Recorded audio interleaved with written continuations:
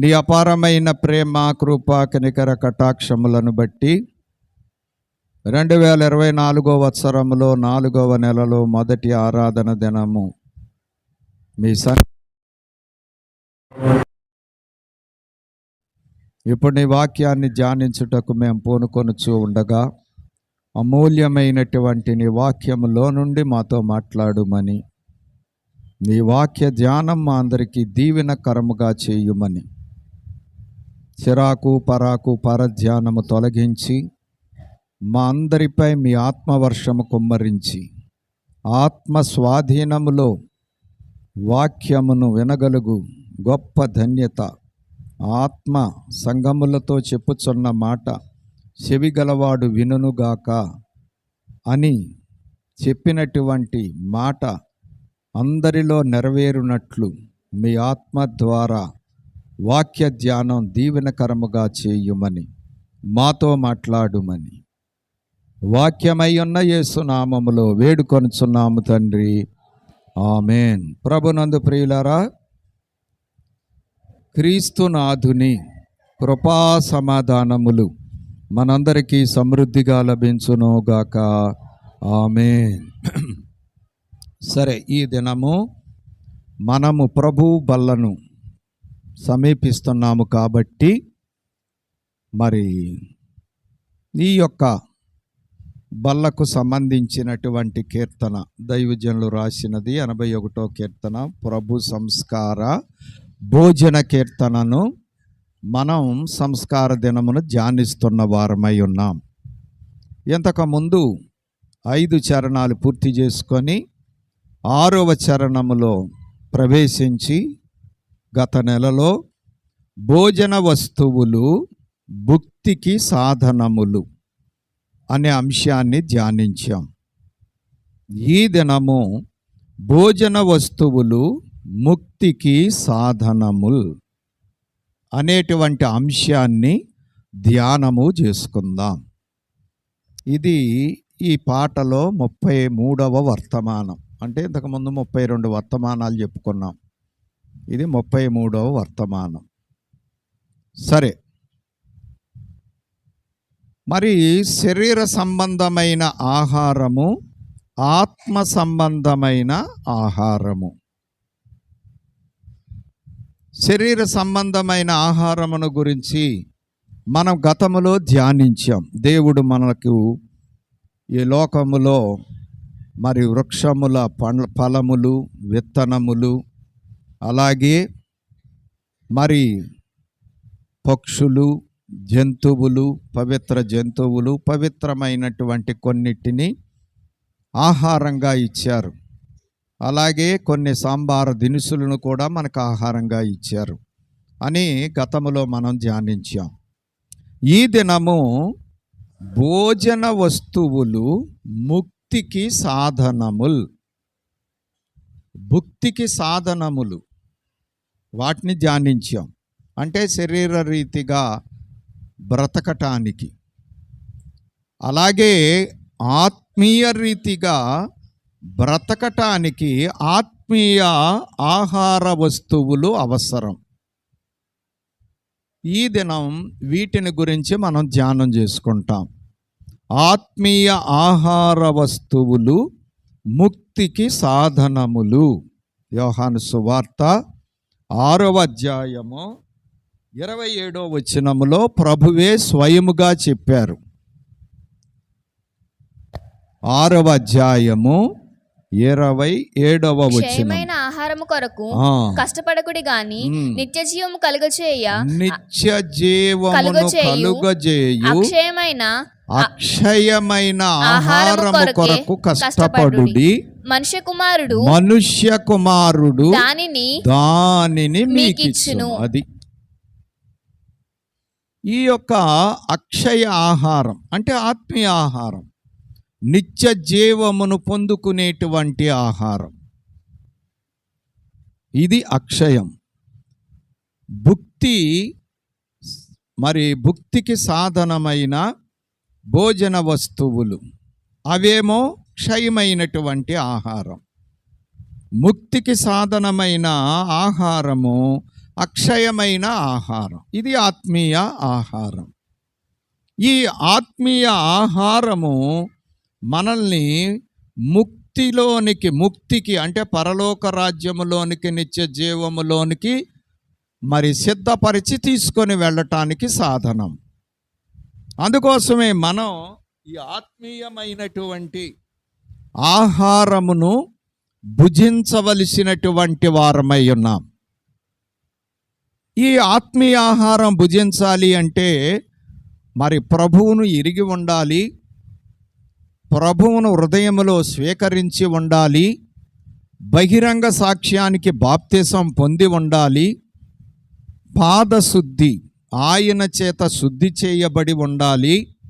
అప్పుడు కానీ ఈ యొక్క ముక్తి సాధనమైనటువంటి ఈ ఆహార వస్తువులను మనం అందుకోగలం.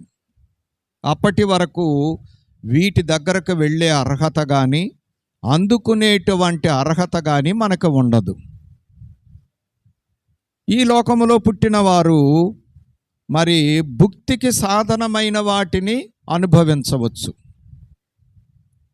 కానీ పరలోక రాజ్యము చేరుకోనటానికి మాత్రం ముక్తి సాధనములు మాత్రం ఆయన దగ్గరకు వచ్చి ఆయనను స్వీకరించి మాత్రమే పొందుకోగలం. కాబట్టి లేఖనములలో మనం చూసినప్పుడు కొన్ని ఆహారములు, ముక్తికి సాధనమైన ఆహారములు కనబడతాయి. మరి భుక్తికి సాధనమైన ఆహారాలైతే మనము తినుట ద్వారా, త్రాగుట ద్వారా అందుకుంటాం. మరి ఆత్మ సంబంధమైన ఆహారములను మనం ఎలాగ అందుకోగలం అని మనం ఆలోచిస్తే ఆ యొక్క ఆహారాన్ని బట్టి మనం అందుకోవటం జరుగుతూ ఉంటుంది. మొత్తం మీద అన్నీ ఇచ్చేటువంటి వాడు కుమారుడైనటువంటి ప్రభువు. ఇది మనం ఎప్పుడూ మర్చిపోకూడదు. ప్రతి ఆహారము దగ్గర ఆయన ప్రమేయం ఉంటుంది. మరి బైబిల్ గ్రంథంలో కొన్ని ఆహారాలు ఉన్నాయి. ఈరోజు ఒక 3 ఆహారములను గురించి మనం ధ్యానం చేసుకుందాం. మరి వచ్చే నెలలో మిగిలినటువంటి ఆహారములను గురించి కూడా జ్ఞాపకం చేసుకుందాం, ధ్యానం చేసుకుందాం. ప్రియమైనటువంటి వారలారా, ఆత్మీయమైనటువంటి ఆహార వస్తువులు ముక్తికి సాధనములు కాబట్టి ఏమిటి ఆత్మీయ ఆహార సంబంధము అంటే అందులో మొట్టమొదటిది వాక్యాహారము. వాక్యాహారము తినని యెడల బలమాత్మకు లాభించోటెట్లు, వాక్య గ్రంథములోని దేవుని పలుకు వినక నడచోటెట్లు. కాబట్టి వాక్యాహారము, వాక్య గ్రంథములో దేవుడు మన కొరకు వాక్యాహారాన్ని సిద్ధపరిచారు. మరి ఈ వాక్యాహారాన్ని ఎలాగ భుజించగలం? వినుట ద్వారా, చదువుట ద్వారా, అలాగే మాట్లాడుకొనుట ద్వారా, ఒకరికొకరు కూర్చొని ముచ్చటించుకొనుట ద్వారా, ధ్యానించుట ద్వారా ఈ ఆహారమును మనం అందుకోగలం. ఈ ఆహారాన్ని అపవాది శోధించే సమయములో ప్రభువు ఆ మాటనే తెలియజేశారు. రొట్టె వలన మాత్రము కాదు, దేవుని నోట నుండి వచ్చు ప్రతి మాట వలన ఆ నరుడు జీవించును, బ్రతుకును. చూసారా? కాబట్టి వాక్యాహారము, ఈ వాక్యాహారమును గురించి తెలుసుకునే ముందు వాక్యమును గురించి మనం ముందు తెలుసుకోవాలి. యోహాను సువార్త 1వ అధ్యాయము మొదటి వచనములో మనము చూసినప్పుడు ఆదియందు వాక్యముండెను, ఉండెను, వాక్యము దేవుని యొద్ద ఉండెను, ఉండెను, వాక్యము దేవుడై ఉండెను. దేవుడై ఉండెను. చూసారా, ఆదియందు వాక్యముండెను. ఆ వాక్యము దేవుని యొద్ద ఉండెను, వాక్యము దేవుడై ఆ వాక్యమే దేవుడై ఉండెను. ఇది వాక్యము యొక్క నిర్వచనం. చూసారా, ఎంత గొప్పగా యోహాను గారు ఇక్కడ వివరిస్తూ ఉన్నారు. అంటే వాక్యము అనగా మహామహిమ కలిగినటువంటి దేవుడే అని అర్థమవుతా ఉంది. దీన్ని వివరించుకోవాలంటే మనకు సమయము చాలదు, మనకు ఉన్నటువంటి జ్ఞానము చాలదు. అందుకోసమే వాక్యమే దేవుడు, ఇది మనం అర్థం చేసుకోవాలి. మరలా 14వ వచనములో మనం చూస్తే ఆ వాక్యం ఇటు చూడండి యవనస్తులు, వాక్యం వైపు మనసు పెట్టండి. ఇంట్లో వాక్యం మీద మనసు పెట్టండి. ఇక నేను చెప్పాల్సి వస్తుంది, ఇక లైవ్ అయినా తప్పదు. ఇక మరి దిక్కులు చూస్తున్నారు, చూడబాకండి. ఆ వాక్యమే శరీరధారి అయి కృపా సత్య సంపూర్ణుడుగా మన మధ్య నివసించెను. కాబట్టి వాక్యమే యేసుక్రీస్తు ప్రభువు, వాక్యమే దేవుడు, వాక్యమే యేసుక్రీస్తు ప్రభు. దేవలోకములో సింహాసనాసీనుడై ఉన్నటువంటి వాడు, మానవుల రక్షణార్థమై ఈ లోకములో మనుష్య కుమారుడుగా వచ్చినటువంటి వాడు. కాబట్టి వాక్యము అంటే దేవుడే, దేవుని కుమారుడే. ఇది మనం గ్రహించాల్సింది. కాబట్టి మనము ఈ వాక్యమును అనుభవిస్తూ ఉన్నాము అని అంటే ఆ దేవునినే మనము అనుభవిస్తూ ఉన్నాము అని అర్థం. మరి తింటే అనుభవం దొరుకుతుంది, వింటే అనుభవము దొరుకుతుంది, చదివితే అనుభవము దొరుకుతుంది. అర్థమైందండి? అందుకోసము ఈ 3 పనులు కూడా మనం శ్రద్ధగా చేయాలి. శ్రద్ధ లేకపోతే అందుకోలేం. అందుకోసమే జాగ్రత్తగా వాక్యం వినాలి. కాబట్టి వాక్యమే దేవుడు, వాక్యమే దేవుని కుమారుడు. ఆయన నోట నుండి వచ్చిన ప్రతి మాట కూడా వాక్యమే. ఆ మాట శరీరము ధరించుకుంటే ఎలాగ ఉంటుందో అది యేసయ్యను చూస్తే తెలుస్తుంది. మరి వాక్యము అంటే మాట మాట్లాడితే మాట గాలిలో గెలిచిపోద్ది. చూడలేం. గాలిని చూడగలమా? చూడలేం.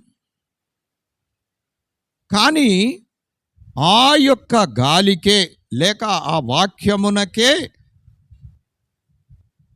రూపము అనేటువంటిది జరిగితే ఎలాగ ఉంటుందో యేసయ్యను బట్టి మనకు అర్థమవుతుంది. అందుకే ఆ వాక్యమే శరీరధారి అయి, అంటే యేసుక్రీస్తు ప్రభువారు నడుస్తున్న వాక్యము. యేసుక్రీస్తు ప్రభువారు వాక్యమై ఉన్నటువంటి స్వరూపము. మీరు ఎలాగైనా వర్ణించుకోండి. అంటే ఇప్పుడు వాక్యాహారము అంటే ఆయనలో మనము, మనలో ఆయనము, ఆయన ఏకమైపోవటమే భుజించడం. చూసారా? అందుకోసమే ప్రియమైనటువంటి వారలారా, వాక్యాహారము అంటే వాక్యమే దేవుడు, వాక్యమే యేసు ప్రభువారు. అందుకోసమే ఈ వాక్యాన్ని మనం ఏం చేస్తూ ఉండాలి? వింటూ ఉండాలి, చదువుతూ ఉండాలి, మన హృదయములోనికి చేర్చుకుంటూ ఉండాలి, భుజిస్తూ ఉండాలి. మరి 119వ కీర్తన వాక్యముతో రాయబడిన కీర్తన, అంటే వాక్యమును గురించి రాయబడిన కీర్తన. దాంట్లో 176 చరణాలు ఉంటాయి. హీబ్రూ భాషకి 22 అక్షరాలు. 22 అక్షరాలలో ఒక్కొక్క అక్షరానికి 8 చరణాల చొప్పున ఈ పాట రాయబడింది. ఈ కీర్తన 22 8 176 చరణాలు. మరి బైబిల్లో ఇంత పెద్ద పాటను మనం చూడగలం. అలాగే దైవజనుడు మరి ప్రభువు చెప్పగా రాసినటువంటి మనోవిచారము అనే కీర్తన కూడా 136 చరణముల పాట. అంత పెద్ద పాట బహుశా ఎక్కడా మనం చూడలేం. బైబిల్లో ఇది పెద్ద పాట, అలాగే కీర్తనలలో పాటల్లో అది పెద్ద పాట. మరి అది ప్రభువు లేక దేవుడు ఆత్మ చెబితేనే అది సాధ్యమవుతుంది, కానీ మానవ మాత్రులకి సాధ్యమయ్యేది కాదు. అన్ని చరణాల పాట మనం రాయలేం, మన వల్ల కాదు. కాబట్టి ఈ యొక్క మరి కీర్తనలో 119వ కీర్తనలో వాక్యమును గురించే తెలియజేయబడింది. అందులో నుంచి కొన్ని ముఖ్యమైనటువంటి విషయాలు మరి నేను సేకరించి మీ ఎదుట పెట్టాలి అని వాటిని సిద్ధపరచడం జరిగింది. ఆ 119వ కీర్తన 176 చరణాల్లో ఒక 9 ముఖ్యమైనటువంటి వాక్యాలు మరి సేకరించి మీకు ఇప్పుడు వినిపిస్తాను. జాగ్రత్తగా వినండి, అర్థం చేసుకోండి. చదువు రాని వారు కూడా మాకేం చదువు రాలేదు అనుకోబాకండి. చదువు రాని వారు ఇంకా శ్రద్ధగా వినండి. ఇది మనకు కాదులే అనుకుంటే మీ జన్మ ఎప్పుడిక పావనంలోనికి రాదు. మీ జన్మ అక్కడే ఉంటుంది. కాబట్టి జాగ్రత్తగా వినండి, గురి తప్పొద్దు. ఆల్టర్ వైపు చూడండి, శ్రద్ధగా వినండి, అటు ఇటు దిక్కులు చూడబాకండి. ప్రియమైనటువంటి వారలారా, అందులో మొదటిది 119 9వ చరణం 9. యవనస్తులు దేని చేత తమ నడత శుద్ధిపరచుకొందురు, నీ వాక్యమును బట్టి దానిని జాగ్రత్తగా చూచుకున్నట చేతనే కదా. కాబట్టి వాక్యమును మనము వింటూ ఉంటే, చదువుతూ ఉంటే మనలోనికి వచ్చేటువంటి సారమేమిటి అంటే మన నడత శుద్ధి చేయబడతది. ఒక మనిషి యొక్క నడత శుద్ధి చేయబడుతుంది. మామూలుగా పళ్ళు ఎక్కువ తిన్నామనుకోండి, పళ్ళు ఎక్కువ తిన్నవాళ్ళు ఆరోగ్యంగా ఉంటారు. డాక్టర్లు కూడా జ్వరాలు తగిలినప్పుడు, నీరసంగా ఉన్నప్పుడు పళ్ళు ఎక్కువ తినమని చెప్పి తెలియజేస్తూ ఉంటారు. అలాగే వాక్యాహార విషయములో కూడా మనం చూస్తే ఈ వాక్యము ద్వారా మన నడత శుద్ధి చేయబడతది. నడత మన జీవితంలో మనం నడిచేటువంటి నడత సరిగా ఉండాలి అంటే ఆ నడత వాక్యాహారమును బట్టి మనం అందుకోగలగాలి. వాక్యాన్ని చదివి లేక విని ఆ వాక్యానుసారముగా జీవించటమే మన నడత శుద్ధి చేయబడటం. అందుకోసమే దేవుని వాక్యాన్ని ఎప్పుడైతే దాటుతామో అపవిత్రతలోనికి వెళ్ళిపోతాం. ఇక శుద్ధి కార్యక్రమం ఉండదు. ఆ అపవిత్రతే పాపం.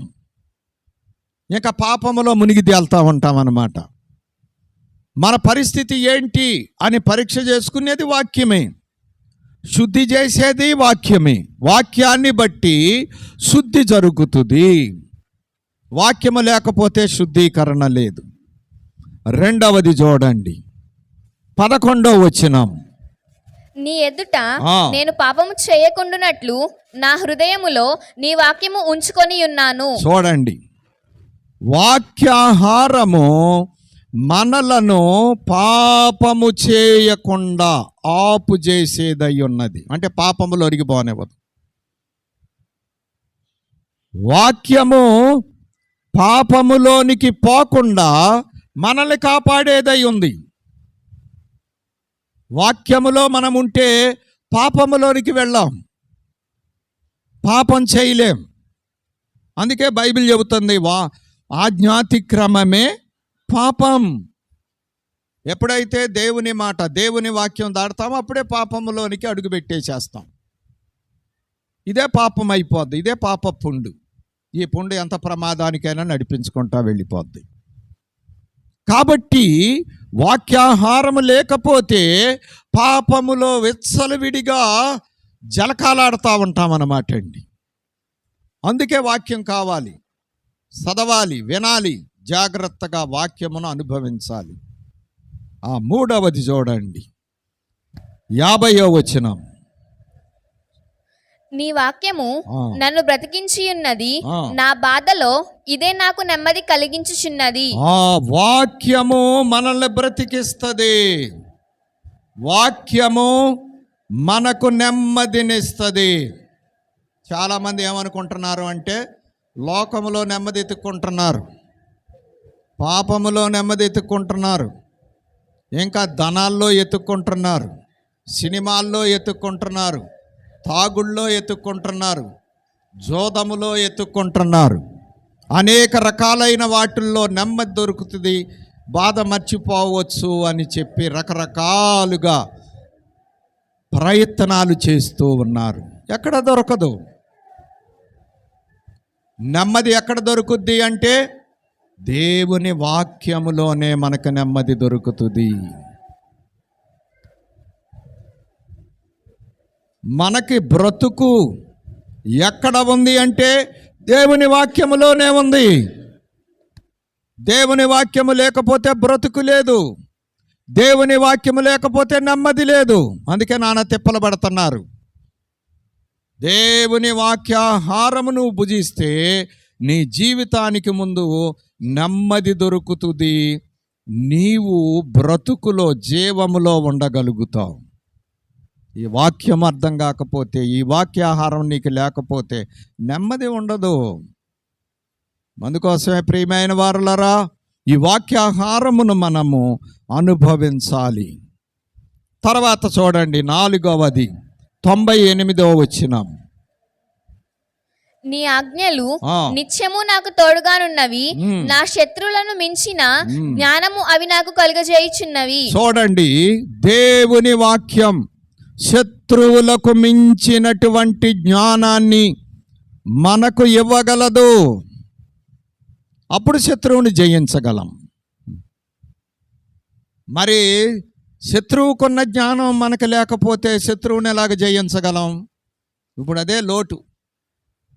వాక్యము లేకపోతే శత్రువు కంటే తరుగు జ్ఞానములో ఉంటాం. అందుకే శత్రువుని జయించలేకపోతున్నాం. మనకు శత్రువులు ప్రాముఖ్యంగా 3 రకాల శత్రువులు ఉన్నారు. శరీరాశలు, నేత్రాశలు, జీవపు డంబం. ఈ మూడింటిని జయించాలి అంటే వాక్యం కావాలి. వాక్యం అర్థమైన రోజున వీటిని జయించగలుగుతాం. వాక్యము లేకపోతే వీటిని జయించలేం. అందుకోసమే శరీరాశల్లో పడిపోతున్నారు, నేత్రాశల్లో పడిపోతున్నారు, జీవపు డంబాల్లో పడిపోయి జయించలేక కొట్టుకుపోతూ ఉన్నారు సచ్చిన శాప వలె. అందుకోసమే దేవుడు తెలియజేస్తూ ఉన్నాడు, నీ శత్రువుకు మించిన జ్ఞానం నీకు కావాలి అంటే, నీ శత్రువు పన్నాగాలన్నీ నువ్వు కనిపెట్టాలి అంటే, నీకు ఆ జ్ఞానం కావాలి అంటే వాక్యమే నీకు శరణము. వాక్యం లేకపోతే అందుకే చాలామందికి తెలియట్లేదండి, అర్థం కావట్లా. కాబట్టి వాక్యము శత్రువులకు మించిన జ్ఞానం ఇవ్వగలదు. అప్పుడు అవలేలుగా శత్రువుని జయించగలం. ఆ తర్వాత చూడండి 5వది 99. నీ శాసనములను ఆ. నేను ధ్యానించుచున్నాను, ఆ. కావున నా బోధకులందరికంటే నాకు విశేష జ్ఞానము కలదు. చూశారా, దేవుని వాక్యము బోధించేటువంటి బోధకులకు మించినటువంటి జ్ఞానమును కలుగజేసేదై ఉన్నది. మనం తినే ఆహారంలో విటమిన్లు ఎలాగ ఉంటాయో ఈ వాక్యాహారంలో కూడా ఆత్మీయ విటమిన్లు ఇవన్నీ కూడా. విటమిన్లు సరిగా లేకపోతే మన ఆరోగ్యం సరిగా ఉండదు. అలాగే ఈ విటమిన్లు సరిగా లేకపోతే ఆత్మీయ జీవితం ఆరోగ్యంగా ఉండదు, జబ్బు చేసిపోతుంది. ఆత్మీయ స్వస్థత కావాలి. ఆత్మీయ స్వస్థత అనే పుస్తకం అందరూ సంపాదించండి, చదవండి. దాంట్లో అనేకమైనటువంటి విషయాలు ఉన్నాయి.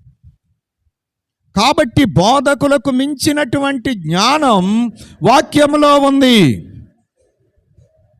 తర్వాత చూడండి 6వది 100వ వచనం 100వ వచనం. నీ ఉపదేశములను ఆ. నేను లక్ష్యము చేయుచున్నాను, ఆ. కావున వృద్ధుల కంటే నాకు విశేష జ్ఞానము కలదు. చూశారండి, వాక్యము వృద్ధుల కంటే, వృద్ధులు అంటే తల పండిపోయిన వారు, అనుభవాల గుండా ప్రయాణము చేసి జీవితంలో ఆఖరి అంకమైనటువంటి వృద్ధాప్యములోనికి వచ్చిన వాళ్ళు. మరి వీళ్ళకి ఎన్ని అనుభవాలు ఉంటాయి? బాల్యకాల అనుభవాలు ఉంటాయి, యవ్వనకాల అనుభవాలు ఉంటాయి, కౌమారములో ఉన్న అనుభవాలు ఉంటాయి, వృద్ధాప్యములో ఉన్నటువంటి అనుభవాలు ఉంటాయి. ఎన్ని అనుభవాలు ఉంటాయి? ఆ అనుభవాల కంటే, ఆ జ్ఞానము కంటే ఎక్కువైన జ్ఞానం ఎక్కడుందో చెప్పండి? వాక్యములో ఉన్నది. వాక్యములో ఉంది. వాక్యమేనండి ఈ ప్రపంచానికి గొప్ప వెలుగు. ఈ వాక్యపు వెలుగులో మానవుడు బాగుపడాలి, వేరే దారి లేదు. ఒక వ్యక్తి బాగుపడాలి అంటే అతడు ఖచ్చితంగా వాక్యము దగ్గరకు రావాలి, వచ్చి తీరాలి.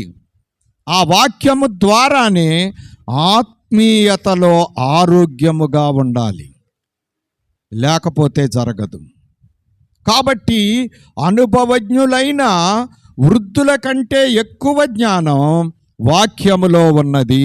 7వది 105. నీ వాక్యము నా పాదములకు దీపమును, ఆ. నా త్రోవకు వెలుగునై ఉన్నది. దేవుని యొక్క వాక్యం పాదములకు దీపం, త్రోవకు వెలుగు. చూసారా?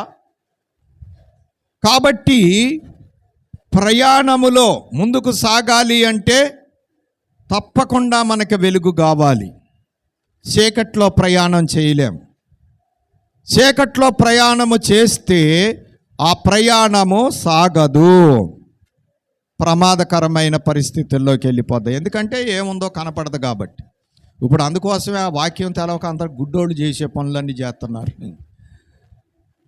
గుడ్డి పనులు. గుడ్డి పనులు అంటే ఏమీ తెలియని పనులు. ఇది చేయొచ్చో చేయకూడదో కూడా తెలియని పరిస్థితి, దుస్థితి. అందుకోసమే తప్పులు కూడా చేసి ఒప్పులు అనుకుంటున్నారు కూడా ఈ లోకంలో కొంతమంది, చాలామంది. రకరకాలుగా ఉందండి. వాక్యము లేకపోతే చీకటి మనల్ని గుడ్డితనములోనికి నడిపించేస్తుంది. ఇక ఏమీ అర్థం కాదు, ఏమీ కూడా అర్థము కాదు. కాబట్టి నీ వాక్యము నాకు దీపం, నా త్రోవకు వెలుగు. ఆ వాక్యము మనము అనుభవిస్తూ ఉంటే మన దారి చక్కగా దీపపు వెలుగులో స్పష్టముగా చూసి తప్పిపోకుండా, పడిపోకుండా, ప్రమాదములోకి వెళ్ళకుండా చక్కగా ప్రయాణము సాగటానికి సహకారంగా ఉంటుందన్నమాట అండి. కాబట్టి వాక్యమే దీపము, వెలుగు. 8 130. నీ వాక్యములు ఆ. వెల్లడి అగుటతోడనే వెలుగు కలుగును, ఆ. అవి తెలివి లేని వారికి తెలివి కలిగించును. దేవుని యొక్క వాక్యమే మనకు తెలివి. వాక్యమే జీవపు తెలివి. అట్లా చెబితే మీకు అర్థమవుతుంది. వాక్యము లేని మన తెలివి సావు తెలివి. వాక్యపు తెలివిలో మనం వెళ్ళకపోతే సావు తెలివిలో ఉంటాం. అంటే మరణం వైపు నడుస్తూ ఉంటాం.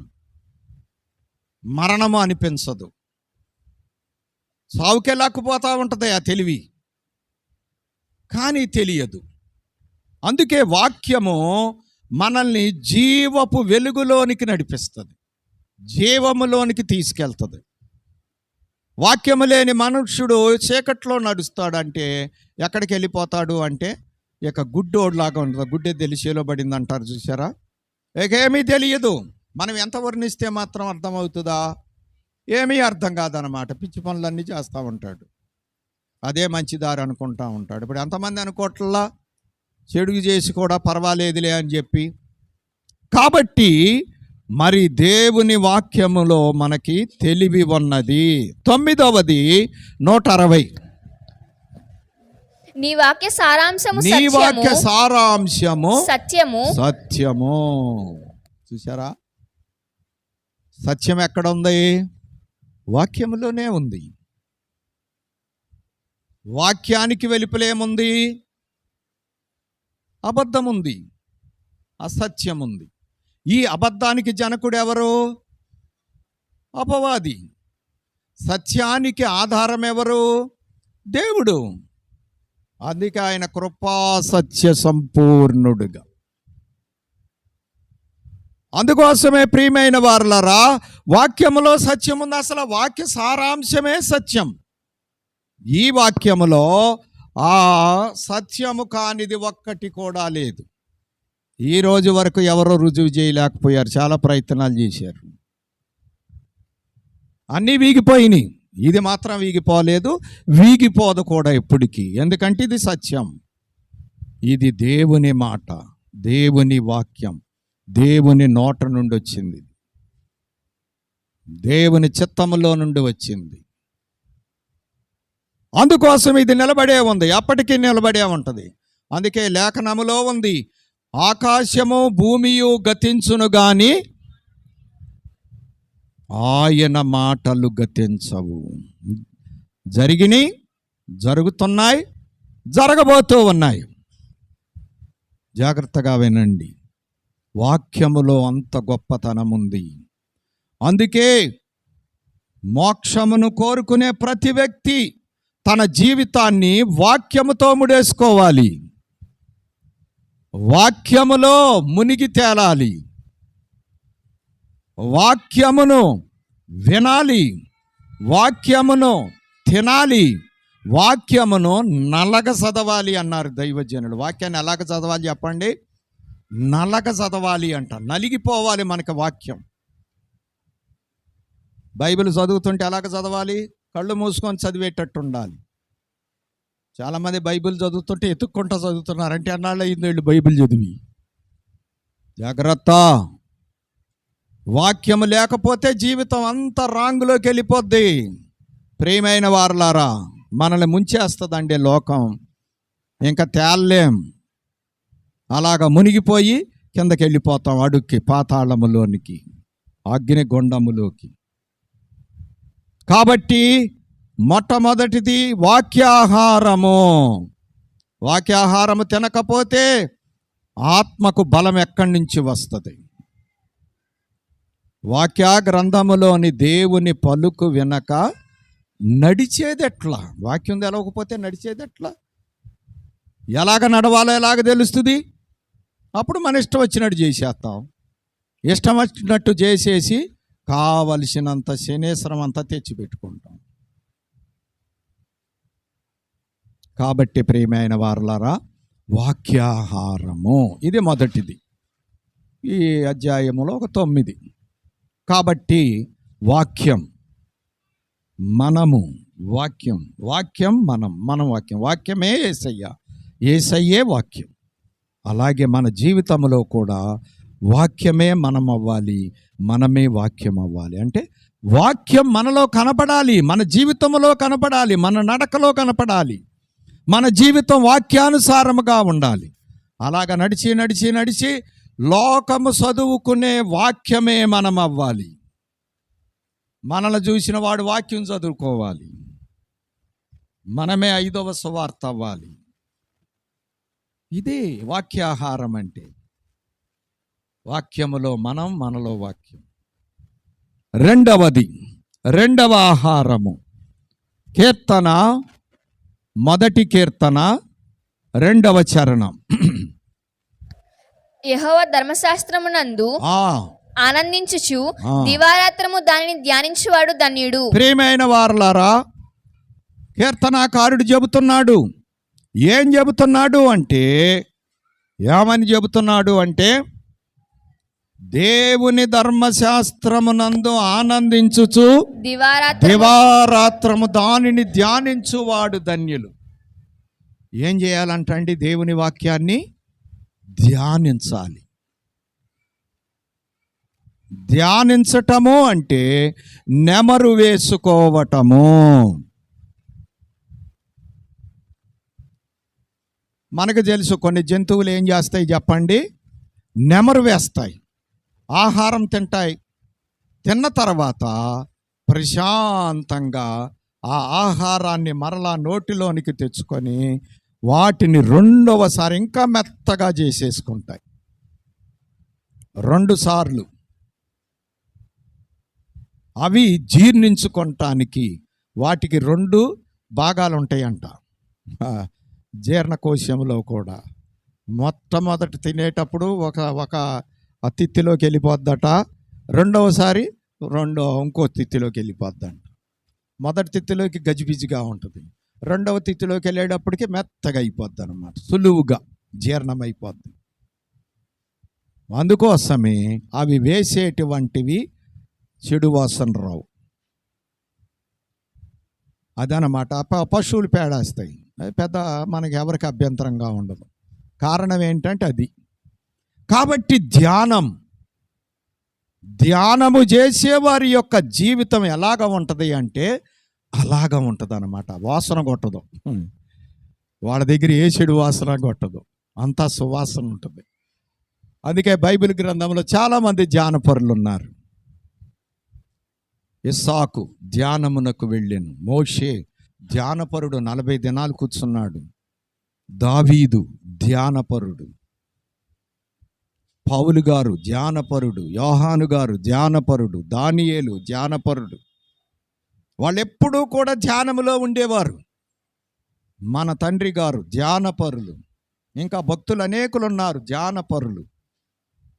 కైలాస ఋషి గారు ఇప్పటికీ ధ్యానములోనే ఉన్నారు, ప్రభు వచ్చేదాకా ఉంటారంట ఆయన. ధ్యానపరులు. కాబట్టి ధ్యానాహారము, ఏ ఆహారం చెప్పండి? ధ్యానాహారం. ధ్యానము చేయుట కూడా మనకు ఒక ఆత్మీయ ఆహారమే. మన మామూలు ఆహారము తిన్నప్పుడు ఎలాగ బలం పొందుకుంటామో, ధ్యానము చేయుటని బట్టి కూడా ఆత్మీయంగా బలం పొందుకుంటాం. కొన్ని విటమిన్లు మనం అందుకోగలుగుతాం, కొన్ని ఆత్మీయ జీవితానికి అవసరమైన శక్తిని పొందుకోగలుగుతాం. కాబట్టి ధ్యానాహారము. దైవజనులు ఏమన్నారు అంటే ధ్యానపరులు జ్ఞానపరులు అవుతారు అని అన్నారు. ధ్యానపరులు జ్ఞానపరులు అవుతారంట. వాళ్ళు జ్ఞానము సంపాదించుకుంటారు, జ్ఞానయుక్తంగా నడుచుకుంటారు తమ జీవితాలలో. ప్రియమైనటువంటి వారులారా, కాబట్టి మరి ఇది ధ్యానాహారం. దీంట్లో కూడా కొన్ని విషయాలు, ఒక 7 సంగతులు లేఖనాల్లో నుంచి మీ ముందు ఉంచుతాను, జాగ్రత్తగా చూడండి. అందులో మొదటిది యెహోషువ గ్రంథము 1వ అధ్యాయము 8వ వచనము. ఈ ధర్మశాస్త్ర గ్రంథమును నీవు బోధింపక తప్పిపోకూడదు, దానిలో రాయబడిన వాటన్నిటి ప్రకారము చేయుటకు నీవు జాగ్రత్త పడునట్లు దివారాత్రము దాన్ని ధ్యానించిన యెడల నీ మార్గమును వర్ధిల్ల చేసుకొని చక్కగా ప్రవర్తించెదవు. అది నీ మార్గమును వర్ధిల్ల చేసుకొని చక్కగా ప్రవర్తించగలుగుతా. నీ ప్రవర్తన బాగుంటుంది, నీ దారి బాగుంటుంది. చూసారా? ధ్యానిస్తే అంటే మళ్ళీ జ్ఞాపకం, తరచు అదే ధ్యాసలో ఉంటాం, అదే ధ్యానంలో ఉంటాం. అది మనకి ఎంత ఆరోగ్యకరము అంటే మన ప్రవర్తన చక్కబడుతుంది, మన దారి ఎలాగ ఉంటుంది చెప్పండి? చక్కగా ఉంటుంది అన్నమాట అండి. కాబట్టి ప్రియమైనటువంటి వారులరా, మనము ధ్యానములో ఉండి జ్ఞానపరులం అవ్వాలి, అంతేగాని అజ్ఞానములోనికి వెళ్ళకూడదు. ధ్యానము లేకపోతే అజ్ఞాన అంధకారములోనికి వెళతాం. ఎఫెసీ పత్రికలు అదే చెప్పారు పౌలు గారు. మనం చదువుకున్న వాక్య భాగములో సమయమును పోనీయక అజ్ఞానుల వలె కాక జ్ఞానుల వలె నడుచుకోండి, జాగ్రత్తగా చూచుకొనుడి. జ్ఞానులు చేసే పనులు చేయండి, మూర్ఖులు చేసే పనులు చేయబాకండి. జ్ఞానం ఎప్పుడైతే కొదువు అవుతుందో మనం మూర్ఖులం అవుతాం. మూర్ఖులమై ఏం చేస్తాం? ఖచ్చితంగా దేవుడికి వ్యతిరేకమైన పనులన్నీ చేస్తూ ఉంటాం. దీన్నే మూర్ఖత్వం, మూఢత్వం అంటారు. మూర్ఖత్వం. ఈ మూర్ఖత్వం పోవాలంటే ధ్యానమే సరి అయినటువంటి సాధనము, ముక్తి సాధనము. వాక్యాహారమే ముక్తి సాధనం, ధ్యానాహారమే ముక్తి సాధనం. వాక్యాహారము లేకుండా నువ్వు ముక్తిని సంపాదించుకోలేవు. ధ్యానాహారము లేకుండా నువ్వు ముక్తిని సంపాదించుకోలేవు. గాలి కొట్టుకుపోతావు. గాలిోడితో సావాసం చేసి గాలి పనులన్నీ చేసి చాలామంది అంటూ ఉంటారు కదా, వీళ్ళు పెద్ద గాలిోళ్ళు అండి అంటారు. చూసారా? అంటే కుదురులేదని అర్థం, స్థిరము లేదని అర్థం, ఏది మంచో చెడో తెలవదని అర్థం. చెడు కానీ తెలిసి కూడా చేసేటువంటి బ్యాచ్ లేక పార్టీ ఎంతమంది లేరు? నాకు భలే విచిత్రంగా ఉంటుందండి. కొంతమందిని ఆలోచనలు, వాళ్ళ పనులు చూస్తుంటే అసలు ఈ మాత్రం కూడా వీళ్ళకి అర్థం కావట్లేదా? ఓరి నాయనో, లోకంలో ఇంత జ్ఞానంగా ఇంత తెలివిగా ఉంటున్నారు. ఆరోగ్యం కోసం ఏది తినాలో అదే తింటారు, ఏది తినకూడదో అది మానేసేస్తారు. అంత నోటును బంద్ చేసేసుకుంటారు. నడవని డాక్టర్ గారు చెబితే ఖచ్చితంగా నడుస్తారు, ఎన్ని పనులు ఉన్నా సరే కాపాడుకుంటారు. మరి ఆత్మీయ స్థితిలోనూ అసలు ఎందుకు ఇంత అజ్ఞానం వస్తుంది అంటే అప్పుడు నాకు అర్థమవుతుంది అన్నమాట. వాక్యాహారలేమి, ధ్యానాహారలేమి ఎక్కడికి నడిపిస్తున్నాయి? అజ్ఞాన అంధకారములోనికి నడిపిస్తున్నాయి, అర్థం కాని పరిస్థితుల్లోకి నడిపిస్తున్నాయి. నష్టము చేసుకొని తమ ఏలితో, తిమోతి పత్రికలో అంటాడు పౌలు గారు, తమ వేలితో తమ కళ్ళుని వాళ్ళే పొడుచుకుంటారంట, తమ నాశనాన్ని వాళ్ళే సిద్ధం చేసుకుంటారంట. ఇంతకంటే తెలుగు తక్కువ ఏముందండి? పోనీ ఎవరన్నా మన మీదకి వచ్చేదన్నా చేశారు అంటే అది ఒక అందం, విధాయకం. మనల్ని మనమే పాడు చేసుకునే తెలివి ఏం తెలివి ఇది? చూసారా? వాక్యం లేకపోతే, ధ్యానం లేకపోతే మన తెలివి ఎలాగ మారిపోద్దో. ప్రియమైన వారలారా, కళ్ళు తెరవండి. సొంతం మీద ఎప్పుడు ఆధారపడకండి. సొంతం ఎప్పుడు నాశనానికే తీసుకెళ్ళిపోద్ది. బైబిల్ చెప్పేటువంటి గొప్ప సత్యం ఇది, చరిత్ర చెప్పే సత్యం ఇది. దేవునితో సంబంధము లేక, వాక్యముతో సంబంధము లేక, ధ్యానములో ఉండక ఎన్ని జీవితాలు తలకిందులైపోయినాయోనండి ప్రపంచ చరిత్రలో. ప్రియమైన వారలారా, జాగ్రత్త పడదాం. చరిత్రను చూసి పాఠం నేర్చుకుందాం. దుష్టాంతరములుగా రాయబడ్డాయి అన్నారు పౌలు గారు కొరింథీ పత్రికలో. ధ్యానిద్దాం, తెలుసుకుందాం. ఆ మోసములో పడకుండా, ఆ ప్రమాదములో పడకుండా జాగ్రత్త పడదాం. అందుకే ఉంది వాక్యం, అందుకే ఉంది ధ్యానం, అందుకే ఉన్నాయి బోధలు. ఏదో సరదాగని వెళ్ళిపోవటానికి కాదు. అది సినిమాల్లో జరుగుతుంది. ఆ చూసిన కాసేపు ఆహా ఓహో బాగా కొట్టాడురా, బాగా చేశాడురా, ఏం ఉపయోగం ఏమీ లేదు దాన్ని చూసినందువల్ల. కానీ ఇది అలా కాదు. దీనివల్ల చాలా ప్రయోజనం ఉంది. జీవితాలు దిద్దబడతాయి, జీవితాలు బాగుపడతాయి, జీవితాలు పరలోకానికి తగినట్లు తయారవుతాయి, దేవుడు అంగీకరించే విధంగా ఉంటుంది. ఎంత గొప్ప సంగతులు ఉన్నాయి. అందుకే దీని మీద మనసు పెట్టుకోవాలి. మనం ధ్యానములో కూర్చోవాలి, జ్ఞానులం అవ్వాలి. కాబట్టి ధర్మశాస్త్రాన్ని అనుసరిస్తే నీ దారి బాగుంటుంది, నీ ప్రవర్తన సరిచేయబడుతుంది, చక్కగా ఉంటుంది, చూడముచ్చటగా ఉంటుంది అన్నమాట. చక్కగా ఉంటుంది అంటే రెండవది చూడండి, 27వ కీర్తన 4వ చరణం, 27:4. యెహోవా యొద్ద ఒక వరము అడిగి తిని దానిని నేను వెతుకుచున్నాను. యెహోవా ప్రసన్నతను చూచుటకును, ఆయన ఆలయములో ధ్యానించుటకును నా జీవిత కాలమంతయు నేను యెహోవా మందిరములో నివసింపగోరుచున్నాను. చూడండి, దావీదు గారి యొక్క కోరికండి. చదువచ్చిన వాళ్ళందరూ తీసుకోండి, వింటాం కాదు. 27వ కీర్తన 4వ చరణం అందరూ చూసుకోండి. ఒకసారి కళ్ళు పెట్టి చూసి ఒక్కసారి చదువుకోండి అందరూ కూడా. ఆయనట జీవిత కాలమంతయు అంతా ఎక్కడుండ కోరుకుంటున్నాడంట? నేను యెహోవా మందిరములో ఆ. నివసింపగోరుచున్నాను. అసలు నా నివాసం అసలు మందిరంలోనే పెట్టేసుకుంటాను అంటున్నాడు ఆయన. మందిరంలోనే పెట్టేస్తాడంట నివాసం. మరి మందిరానికి మనకి ఎంత సంబంధం ఉంది? పోనీ ఒక రోజు అన్న, వారానికి ఒక రోజు, పోనీ 24 గంటల్లో ఒక 2 గంటలు, 24 గంటల్లో ఒక 2 గంటలు. ప్రియుడా, మందిరం అంటే నీకు లెక్కలేదంటే నీ జీవితం భయంకరమైనటువంటి ప్రమాదములో ఉంది అని అర్థం. మామూలు ప్రమాదం కాదు, నీ జీవితం అగ్నిలో తగలబడిపోతుంది. అది నీకు అర్థం కావట్లేదు.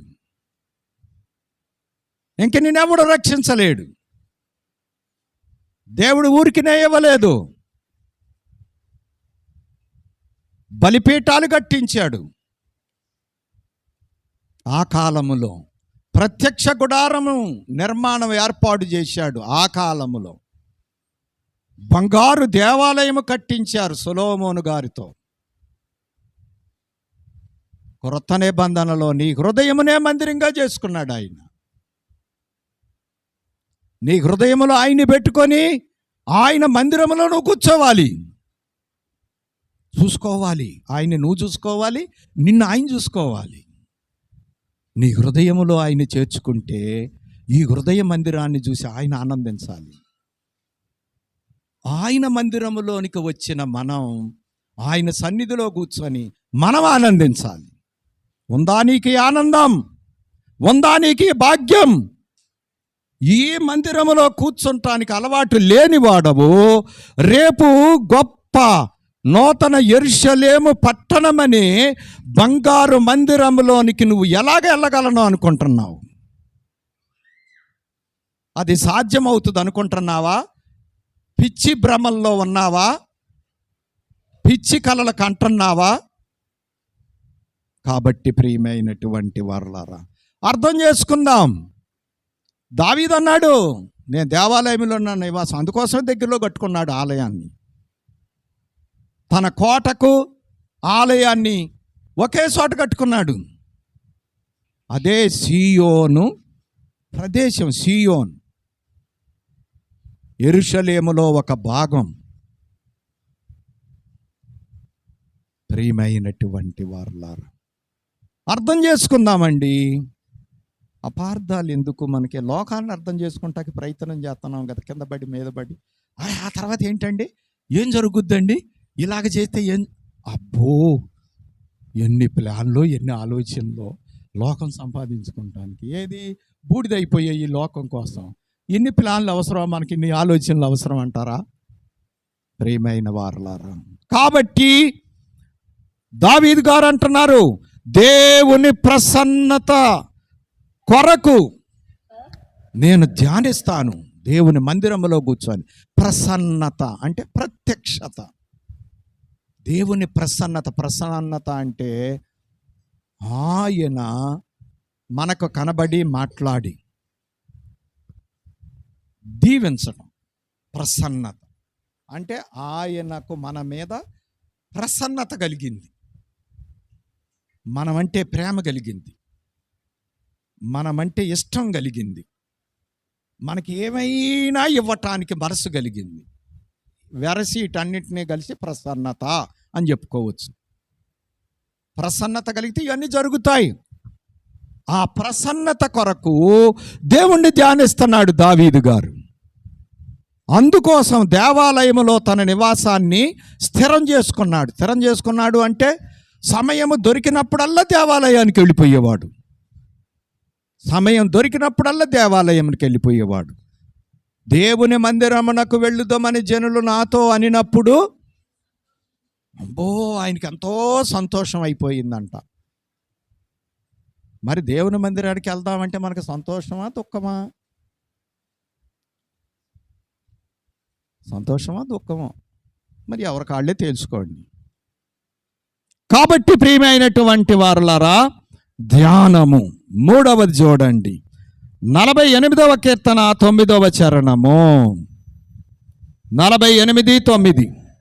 దేవా, ఆ. మేము నీ ఆలయమందు నీ కృపను ధ్యానించితిమి. ఆ.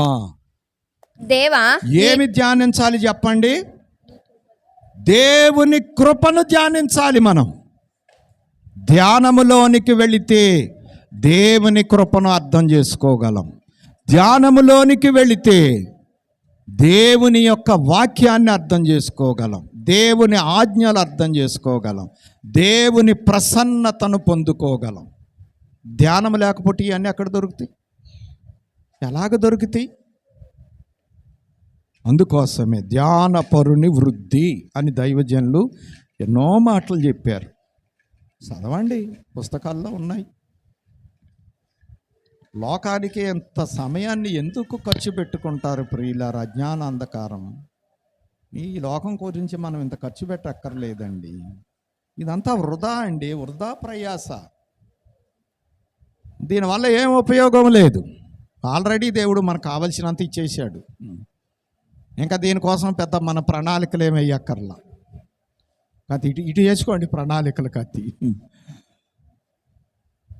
తర్వాత చూడండి, కాబట్టి దేవుని కృపను ధ్యానించాలి. తర్వాత 4వది చూడండి, 77వ కీర్తన 12వ చరణం. నీ కార్యమంతయు ఆ.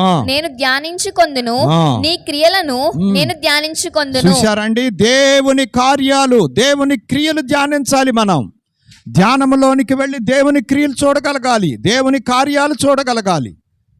లోకములో జరిగిన క్రియలు, భక్తుల జీవితాల్లో జరిగిన క్రియలు, నీ జీవితంలో జరిగిన క్రియలు కూడా ధ్యానించాలి. నువ్వు దేవుడు నిన్ను ఎట్లా రక్షించాడు, రక్షించటానికి ఏం చేశాడు, నీ పట్ల ఎన్ని కృపా కార్యాలు చేశాడు.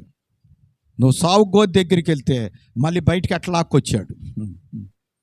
సావు గోతి నుండి నిన్ను లేవనెత్తి దయనో కృపనో జీవకిరీటముగవేయోను నీ శిరస్సు మీద జీవకిరీటముగవేయోను. ఎన్ని కార్యాలు చేశాడు నీ జీవితంలో? నిన్ను ఎన్నిసార్లు అపాయాల నుంచి తప్పించాడు, ఎన్ని మేలు చేశాడు నీ జీవితంలో. జ్ఞాపకం చేసుకుంటున్నావా? కొంచెం సేపు అయినా ధ్యానములోకి వెళ్ళి నీ పట్ల ఆయన చేసిన కార్యాలను జ్ఞాపకం చేసుకుంటే నువ్వు కొంచెం దారిలోకి రావటానికి అవకాశం దొరుకుతుంది, తప్పిపోకుండా ఉండటానికి అవకాశం దొరుకుతుంది. కాబట్టి ప్రియమైనటువంటి వారులారా, అర్థం చేసుకుందాం. తర్వాత చూడండి, కీర్తన 119:15. నీ ఆజ్ఞలను ఆ. నేను ధ్యానించేదను, ఆ. నీ త్రోవలను మన్నించేదను. చూశారండి, నీ ఆజ్ఞలు నేను ధ్యానిస్తాను.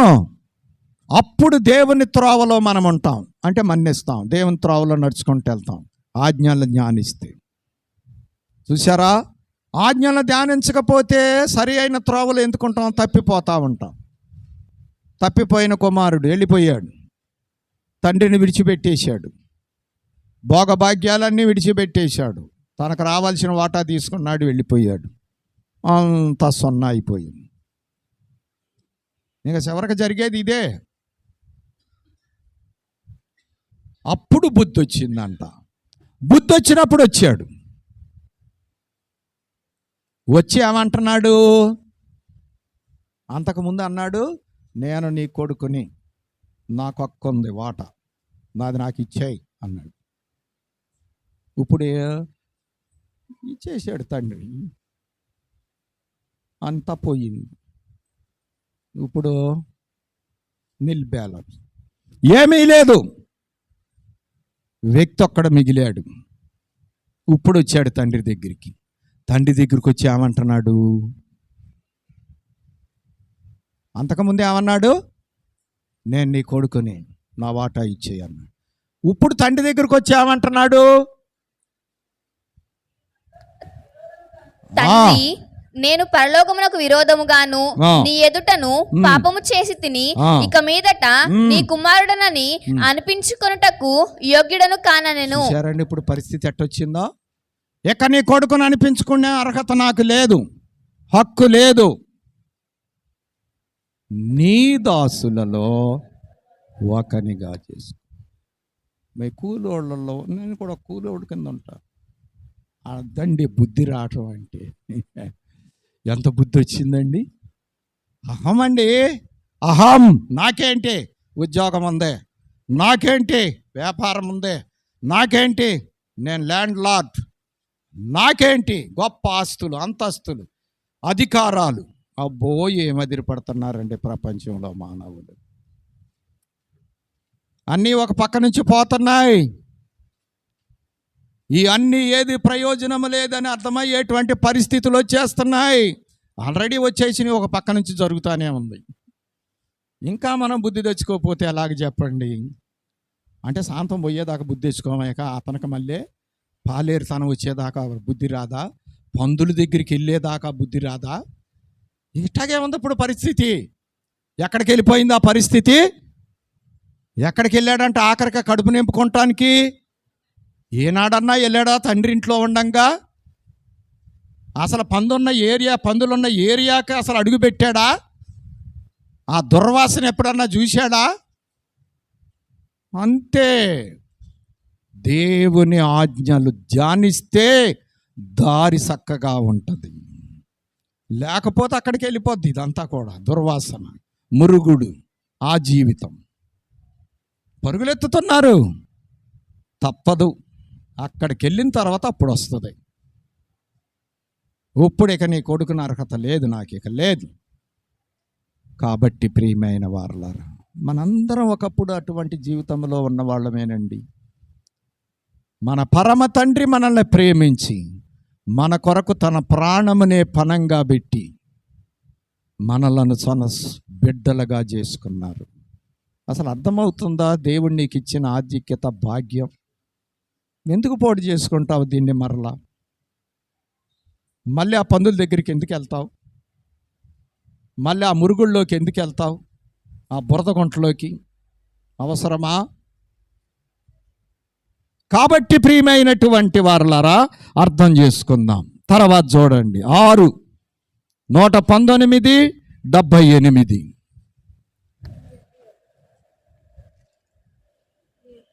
నేను నీ ఉపదేశములను ఆ. ధ్యానించుచున్నాను. ఆ. గర్విష్ఠులు నా మీద అబద్ధములాడినందుకు వారు సిగ్గుపడుదురు గాక. చూశారండి ఏం ధ్యానిస్తున్నాడంట ఈయన? ఉపదేశము. అసలు ఉపదేశం వింటున్నామా? ఈయనంట ఉపదేశాన్ని ధ్యానిస్తున్నాడంటే రెండోసారి మననం చేసుకుంటున్నాడు. ఉపదేశం. చాలామంది గుడికి వస్తారు, కొంతమంది అసలు వినరు. ఇప్పుడు ఇక్కడ కూడా చాలామంది విన్నోళ్ళు ఉన్నారు. వాళ్ళ సోయిలు వాళ్ళే ఉన్నారు, వాళ్ళ మొఖాలు చెబుతున్నాయి. ఈ దేశంలో లేరు. కొంతమంది వింటారు. గేటు దాకా ఉంటుంది. గేటు దాటాక కోడి గనక మట్టిలో నుండి ఒక్క దులుపు దులిపేస్తారు చూసారా? అట్ట దులిపేసి వెళ్ళిపోతారు. ఇక అంతే సంగతులు. కాబట్టి ఇక్కడ మనము చూస్తే ఈయనంటాడు, నీ ఉపదేశమును నేను ధ్యానిస్తున్నాను. మీరు ఇంటికి వెళ్ళిన తర్వాత శుభ్రంగా భోంచేయండి. భోంచేసిన తర్వాత కాసేపు 1 గంట సేపు మోకాళ్ళు వేయండి. మోకాళ్ళు వేసి ఇప్పుడు మనం ధ్యానించిందంతా రిపీట్ చేయండి. లైవ్ కూడా ఉంది కదా, చక్కగా పెట్టుకోండి. అప్పుడు అర్థమవుతుంది మీకు. రిపీట్ చేయండి, అంతేగాని చెత్తా చెదారం వైపుకి వెళ్ళని బాకండి. ఇంటికి వెళ్ళిన కాడి నుంచి ఎక్కడికి వెళ్ళిపోద్ది మన హస్తం? చెత్తా చెదారం మీదకి వెళ్ళిపోద్ది పైసలా. ఇక అంతే సంగతులు. కాబట్టి ప్రియమైన వారలారా, ధ్యానించాలి ఉపదేశాన్ని. చివరిది చూడండి 7వ 145:5. 145. మహోన్నతమైన ఆ. నీ ప్రభావ మహిమను, మహోన్నతమైన నీ ప్రభావ మహిమను, నీ ఆశ్చర్య కార్యములను ఆశ్చర్య నేను కార్యములను ధ్యానించెదను. నేను ధ్యానించెదను. దేవుని యొక్క గొప్పతనాన్ని, దేవుని మహిమను, దేవుని మహోన్నత్వమును, దేవుని ప్రభావమును మనం ధ్యానంలోకి వెళ్ళి చూడగలగాలి. ధ్యానిస్తే తెలుస్తుంది ఆయన మహిమ ఏంటో. యెషయా గారు ధ్యానించారంట, 6వ అధ్యాయంలో తెలియజేస్తున్నారు. అలాగ ధ్యానించినప్పుడు అతనికి దేవుని యొక్క దర్శనము కలిగింది. సింహాసనం మీద కూర్చున్న ఒకని చూచి తిని, ఆయన చొక్కాయి అంచులు దేవాలయమును అమ్మో సత్యానన్నాడు ఆ స్వరూపాన్ని చూసి.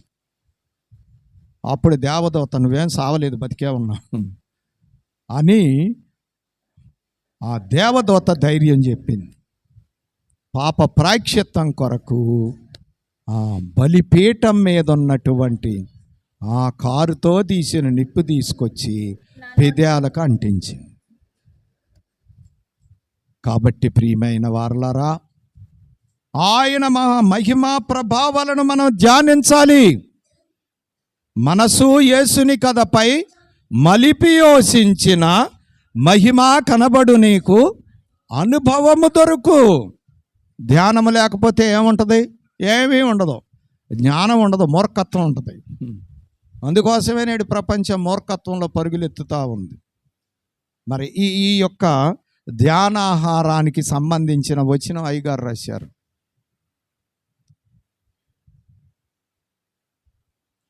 మరియో దైవాజ్ఞాలున్న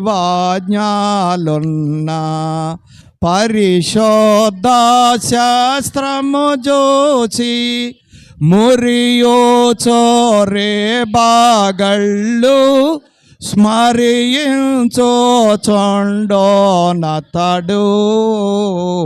దాన్యుడు దేవా మానవుడు దాన్యుడు. చూసారా, మురియోచు రేబగళ్ళు, ధ్యానించేవాడు ధన్యుడు, స్మరించేవాడు ధన్యుడు. కాబట్టి ధ్యాసటు పెడదాం దేవుని మీద, దేవుని మాట మీద, దేవుని మహిమ, దేవుని ప్రభావములు, దేవుని సంగతులు, దేవుని కార్యాలు, దేవుని ఆజ్ఞలు, వాటి మీద మనసు పెట్టి ధ్యానించుకుంటే మహిమ కనబడుతుంది మనకి. మన జీవితాలు ప్రక్షాళన చేయబడతాయి, బాగుపడతాయి. ఇది 2వ ఆహారం. 3వ ఆహారమును కూడా మరి మీకు చెప్పి నేను మన కార్యక్రమంలోనికి వెళదాం. 3వది కీర్తన 33:1. కీర్తన 33:1. నీతిమంతులారా యెహోవాను బట్టి ఆనందగానము చేయుడి, స్తుతి చేయుట యథార్థవంతులకు శోభస్కరము. 3వ ఆహారం ఏమిటి అంటే గానాహారము. అంటే కీర్తనలు పాడటం, గానము చేయటం అంటే దేవుణ్ణి స్తుతించడం. సాక్ష్యము మాటలతో చెబుతాం, స్తుతి పాటలతో చేస్తాం. దేవునికి కృతజ్ఞతాస్తుతులు చెల్లించే పద్ధతి ఏంటి అంటే సాక్ష్యము ద్వారా ఆయన చేసిన పనిని చెప్పి దేవుణ్ణి స్తుతిస్తాం. ఆ తరువాత పాటల ద్వారా, కీర్తనల ద్వారా, గానము ద్వారా ఆయన్ని స్తుతించి ఆయన్ని కనపరుస్తాం. ఇది గానాహారం. గానాహారం. దైవజనులు ఏమన్నారు అంటే స్తుతి స్థితిని మార్చును. స్తుతి ఏం చేస్తుందంట అండి? మన స్థితిని మార్చేస్తుందంట. అందుకోసమే మనం పాటలు బాగా పాడటం నేర్చుకోవాలి, గట్టిగా పాడాలి, దేవుణ్ణి స్తుతించాలి, మన స్థితులు మార్చుకోగలగాలి, దేవుని ఆశీర్వాదాలతో వర్ధిల్లగలగాలి, దేవుణ్ణి మహిమపరచాలి. దీనికి అవసరం స్తుతిగానములు. స్తుతిగానములు వీటిల్లో కూడా ఒక 7 విషయాలు త్వరగా చెప్పి ముగించేస్తాను. చూడండి, 92వ కీర్తన మొదటి చరణము. యెహోవాను స్తుతించుట మంచిది, ఆ. మహోన్నతుడా ఆ. నీ నామమును కీర్తించుట మంచిది. దేవుణ్ణి స్తుతించటం పనులన్నిటిలోనికి మంచి పని. దేవుణ్ణి స్తుతించు, దేవుణ్ణి కీర్తించు, దేవుణ్ణి గానము చేయి. నీ హృదయం నిండా దేవుని ఎడల కృతజ్ఞత నింపుకొని నోరారా ఆయనను గానము చేసి ఆయన మహిమపరచు. దేవ సంస్తుతి చేయవే మనసా శ్రీ మంతోడగోయే ఓవ సంస్తుతి చేయవే మనసా దేవ సంస్తుతి చేయో మానా జీవమాయే హోవా దేవుని పావనానామమును తెంపోమా నాయంతరంగము లోవసించోనో సమస్త. దావీదు గారు చెప్పుకున్నారు, అంతరంగమా సమస్తమా ఏది మర్చిపోబాకు, దేవుణ్ణి స్తుతించు, కృతజ్ఞత చూపించు, ఆయన్ని గానము చెయ్యి, మర్చిపోబాకు. మరి మనం ఎంత స్తుతిస్తున్నావు దేవుణ్ణి?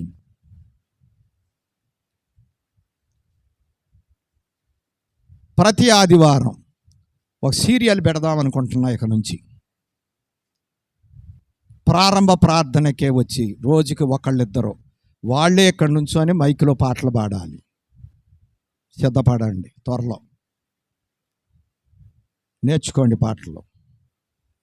మీకు పాటలు రాలేదంటే మీరు దేవుని స్తుతించటం లేనా అని అర్థం. ఈ ఆహారం మీకు అందటం లేదని అర్థం. అందకపోతే బలహీనలు అయిపోతారు, నష్టపోతారు. అందుకోసం ఇటువంటి ప్రయోగాలకు మొదలు పెడితే మంచిదేమో అనిపిస్తుంది. లేటుగా వచ్చేవాళ్ళు వాక్యం ముందు చెప్పేపాటికి ముందు చదివేశారు. ఇవాళ నాకు బలి ఆశ్చర్యం అయిపోయింది. వాక్యం చదవటానికి ఇంతవరకు చూడాలి నేను వాళ్ళు రావటం. ఇవాళ చూసా. అలాగే ఇది కూడా మొదలు పెడితే కదా అందరు పాటలు నేర్చుకొని బాగుపడతారని ఆశ. అందుకే కదా సేవకుడిని ఏర్పాటు చేసింది దేవుడు. కదా ధర్మం చేద్దామని, న్యాయం చేద్దామని ప్రయత్నం, అంతకుమించి ఏమి లేదు. సరే, ఖరారు అవుతుంది ఎప్పుడో ఒకప్పుడు, సిద్ధంగా ఉండండి. కాబట్టి ప్రియమైనటువంటి వారలారా, కాబట్టి దేవుణ్ణి స్తుతించాలండి. ఆయన చేసినంత మనకి ఎవరు చేశారండి? తల్లి చేయగలదా? తండ్రి చేయగలడా? ఒక స్నేహితుడు చేయగలడా? ఇంకా మనకి ఎంతో ఇష్టమైన వాళ్ళు చేయగలరా? ఆయన మన పట్ల చేసిన కార్యాలు ఎంత స్తుతిస్తే ఆయన రుణం తీర్చగలం మనం? మన జీవిత కాలం అంతా స్తుతించిన రుణం తీరగలదా? కనీసం ఆయన్ని మనం ఆనందంగా పాటలు పాడే సమయానికి వచ్చి కడుపు నిండా కృతజ్ఞత నిండి నోరారా కీర్తన పాడి స్తుతిద్దామనేటువంటి ఆశ ఎంతమందికి ఉంది? మోగోళ్ళ దేవుడు నోరిచ్చింది ఎందుకు? లోక సంపాదనక? అబద్ధాలు మోసాలన్నీ మాట్లాడి సంపాదించుకోమని ఇచ్చాడా? దేవుణ్ణి మహిమపరచటానికి ఇచ్చాడా? కాబట్టి ఆలోచిద్దాం. కాబట్టి దేవుణ్ణి స్తుతించుట మంచిది. 145వ కీర్తన 2వ చరణం. 145:2. అనుదినము ఆ. నేను నిన్ను స్తుతించెదను, ఆ. నిత్యము నీ నామమును స్తుతించెదను. ఎప్పుడు స్తుతించాలి? అనుదినము, నిత్యము, ఎప్పుడు స్తుతిస్తానే ఉండాలి. కుటుంబ ప్రార్థనలో తెల్లారుజామున లేచి కాసేపు కనిపెట్టుకొని కుటుంబం అంతా కూర్చొని పాటలు పాడుకుంటే ఉండడా? నీ ఇంట్లో దేవుడు ఉండడా? నువ్వు దేవుని గురించి కీర్తనలు పాడుతుంటే నీ ఇంట్లోకి రాకుండా దేవుడు ఉండగలడా? రానివ్వరండి. లేచిన కానించి లోకంలోకి ఎప్పుడు వెళ్ళిపోదామని ఆలోచిస్తుంటే ఇంకెక్కడ స్తుతి కీర్తనలో, ఇంకెక్కడ దేవుడి ప్రవేశం? ఇంకా దెయ్యాలు వచ్చేస్తాయి, తెస్టేస్తాయి. తెట్టేసి ఏం చేస్తాం? ఇంకా దెయ్యాలకు సంబంధించిన పనులన్నీ చేసేస్తాం, దెయ్య పనులన్నీ చేస్తాం. జాగ్రత్త. నువ్వు కూర్చొని దేవుడి పాటలు పాడితే దెయ్యాలన్నీ పరార్ వినలేక ఆ దేవుని ఆ స్తుతి వాటికి నచ్చదు కాబట్టి, వాటికి ఇష్టం ఉండదు కాబట్టి, మేము ఉండలేము, ఇక్కడ ఉండలేము మేమని పరారైపోతాయి అన్నమాట. ఇటు చూడండి అందరూ. అందుకోసమే ప్రతి కుటుంబంలో లేవగానే దేవుని సన్నిధిలో 1 గంట మోకాళ్ళు వేయండి, కనిపెట్టుకోండి. కుటుంబం అంతా కూర్చోండి, పాటలు పాడుకోండి, బైబిల్ చదువుకోండి, ప్రార్థనలు చేయండి. దేవుడికి మీ ఇంటిలో స్థానం ఇవ్వండి. లేకపోతే దేవుడు ఉండడు, దెయ్యాలు వచ్చేస్తాయి. ఎవడొకళ్ళు ప్రవేశిస్తాడు, ఊరుకుంటాడు ఏంటి ఇంట్లో. ఒక దెయ్యం వదిలిపెట్టి వెళ్ళిందంట అపవిత్రాత్మ, అక్కడక్కడ తిరుగుతుందంట, ఎక్కడా స్థలం దొరకలేదంట. అసలు నేను విడిచిపెట్టిన కాడికి వెళ్తే అసలు ఎట్టుందో చూద్దామని వచ్చిందంట. వస్తే ఇల్లు చక్క ఖాళీగా ఉందంట. 7 వెంబడబెట్టుకొచ్చిందంట. కారణం ఏంటి? అపవిత్రాత్మను ఎల్లగొడతామైతే ఎల్లగొట్టారు, కానీ పరిశుద్ధాత్మతో నింపుకోలేకపోయారు. ఇప్పుడు క్రైస్తవులు చేస్తున్న పెద్ద పొరపాటు ఇదే. దురాత్మను పారదోలుతున్నారు, పరిశుద్ధాత్మ చేత నింపబడతల్లా. ఆత్మచేత నింపబడతలేదు కాబట్టి ఈ దురాత్ముడు వెళ్ళి 7 దురాత్మలు తీసుకొని తెట్టేసి, ఇప్పుడు క్రైస్తవులు కూడా అన్ని పనులు చేస్తున్నారు చాలామంది. దీని ప్రభావం ఏమిటి అంటే 7 రెట్లు శని తీసుకొచ్చింది ఇప్పుడు వెళ్ళి. చూసారా? ఏదైతే వదిలిపెట్టుకొచ్చామో మళ్ళీ అదే గృహప్రవేశం జరిగిపోయింది. వీళ్ళు ఫుల్ఫిల్ చేయలేదు కాబట్టి, ఆత్మను ఇంట్లో పెట్టుకోలేదు కాబట్టి, ఇక ఇప్పుడు ఇంటి నిండా దురాత్మ ప్రభావం ఎక్కువైపోయింది. ఇక ఇది వదలదాం, వదిలించుకునే దమ్ము మన దగ్గర లేదు. మనం పరిశుద్ధాత్మ స్వాధీనంలోకి వస్తే కదా, మనం పరిశుద్ధాత్మతో నింపబడి ఇంట్లో కూర్చున్నాం అనుకోండి, అప్పుడు దురాత్మ పారిపోద్ది. ఏదో ఆదివారం 2 గంటలు చెట్టు వెళ్ళిపోతే పరిశుద్ధాత్మ పొందుకుంటామా? ఆత్మ మనతో ఉంటాడా? మన ఇంట్లోకి వస్తాడా? మన ఇంట్లోకి రాకపోతే దురాత్ముడు బయటికి పోతాడా? ఇంకా ఆడి బలం పెరిగిపోతుంది. అందుకే జరిగాయన్నీ కూడా. జాగ్రత్త ప్రేమ అయినటువంటి వారలారా. కాబట్టి అర్థం చేసుకుందాం. ఎప్పుడు అంటే అనుదినము, నిత్యము. 3వ చూడండి, 146వ కీర్తన 2వ చరణం. నా జీవిత కాలమంతయు నేను యెహోవాను స్తుతించెదను, నేను బ్రతుకు కాలమంతయు నా దేవుని కీర్తించెదను. ఎలాగా? ఎంతకాలం స్తుతించాలి? నిత్యం, అనుదినం, జీవిత కాలం అంతా. బ్రతికినంత కాలం కూడా మనం చేయాల్సిన పని ఏంటి చెప్పండి? దేవుణ్ణి స్తుతించే పని చేయాలి. యోబు గారి పద్ధతిలోకి రావాలి. కష్టంలో కూడా స్తుతించాడు ఆయన, నష్టంలో కూడా స్తుతించాడు ఆయన, వ్యాధిలో కూడా స్తుతించాడు ఆయన, బాధలో కూడా స్తుతించాడు ఆయన, దేవుణ్ణి మహిమపరిచాడు ఆయన. అందుకే సాతాను అసలు కదిలించలేకపోయిందండి. ఇంకా యోబు గారి ఇంట్లోకి రావటానికి దమ్ము జాల్లా. భార్యలోకి వచ్చేసింది. నువ్వు భార్యలోకి వచ్చే కొంచెం తరుగుండి ఉంటుంది వ్యవహారం. అక్కడ ఏదో మందు కోసమే తేడా మాట మాట్లాడింది. అప్పుడు ఈయన బుద్ధి చెప్పాడు.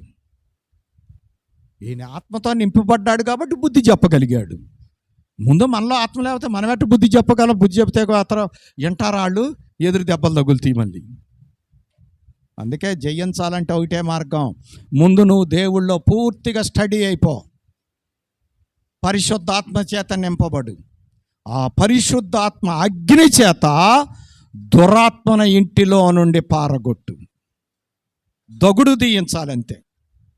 ఉదయమే లేచి కూర్చో, ఆత్మతో స్తుతించు, పాటలు పాడు, గట్టిగా పాడాలి, ఆ బజారంతా వినపడాలి. నిజం, మీరు నమ్మండి, మన ఇంట్లో గట్టిగా బజారంతా వినపడాలి.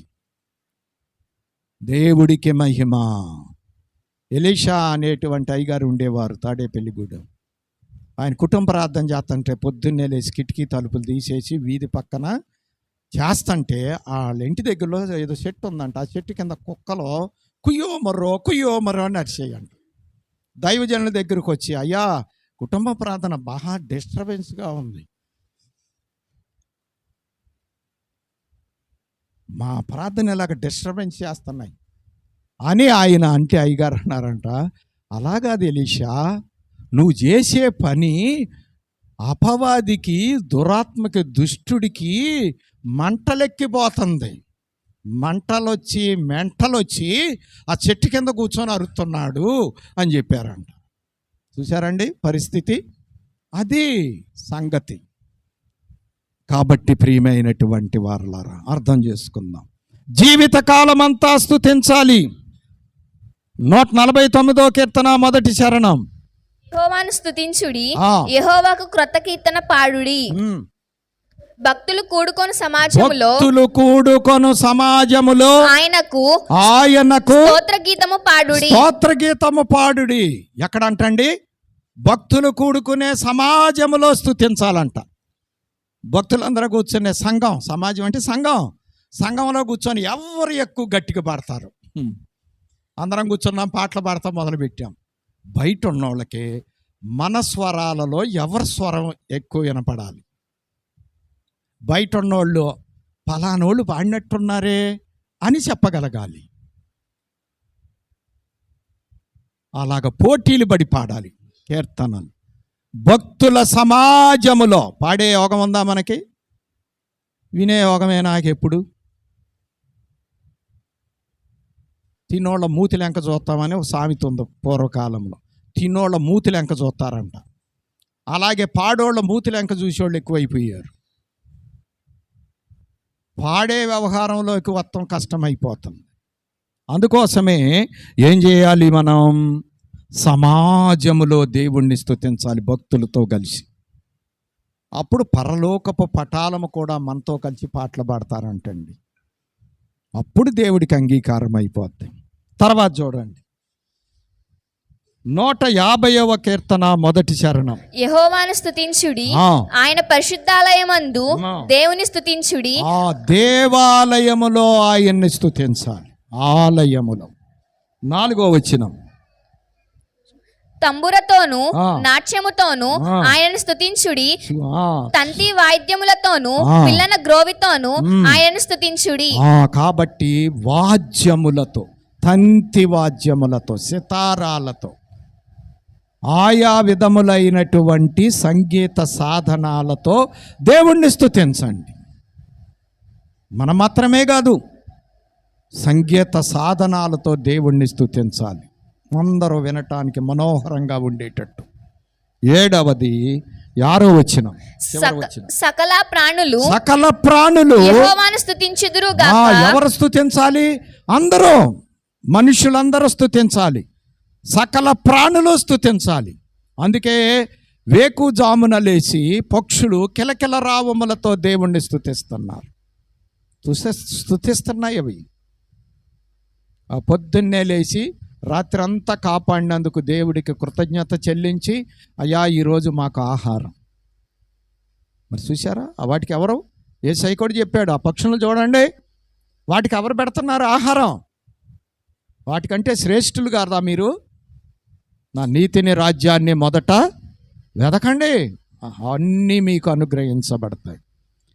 మరి పక్షులకి ఆహారం దొరకటం లేదా? పోషిస్తలేదా దేవుడు? అందుకే అవి ఉదయకాలమే లేచి ఏం చేస్తున్నాయి చెప్పండి? దేవుణ్ణి స్తుతిస్తున్నాయి. ఇదండి సంగతి. మీకు మరి 3 ఆహారాల గురించి చెప్పటం జరిగింది. 1 వాక్యాహారము, 2 ధ్యానాహారము, 3 గానాహారము. ఎక నుంచి అయినా మన జీవితాలను మార్చుకుందాం. వాక్యాహారము ద్వారా, ధ్యానాహారము ద్వారా, గాన ఆహారము ద్వారా మనము ఆత్మీయ ఆహారమును భుజించి ఆత్మీయముగా, బలముగా, ఆత్మీయ పోరాటములో జయముగా, ఆత్మీయ ప్రయాణములో సరిగా, ఆత్మీయ గోల్ అంటే గమ్యమైన పరలోక రాజ్యములో చేరే వరకు, మహిమ రాజ్యములో ప్రవేశించే వరకు తప్పిపోకుండా బలముగా సాగిపోవుటకు ప్రయత్నం చేద్దాం. అట్టి ధన్యత ప్రభువు దయచేయును గాక. ఆమేన్. పరిశుద్ధుడా, ప్రేమ గల దేవా, కొద్ది మాటలు దీవించండి. ఈ ఆహారముల ద్వారా మేము బలపడి ఆత్మీయతలో సాగి మహిమ రాజ్యములో చేరుకునే ధన్యతకు ఆయత్తపరచుమని వాక్యమై ఉన్న జీవాహారమైన యేసు నామమున వేడుకొనుచున్నాం తండ్రి. ఆమేన్. మరణాతా.